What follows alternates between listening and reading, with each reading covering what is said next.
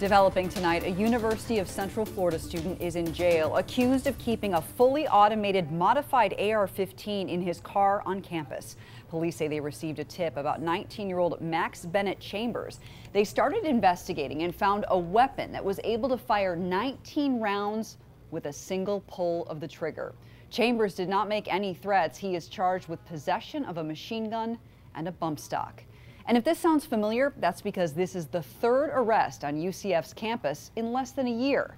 In March of 2018, a student was caught with a high-powered rifle and ammunition.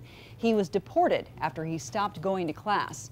In October, a student was arrested after he showed up carrying ammunition on his body to class. He was released after being questioned.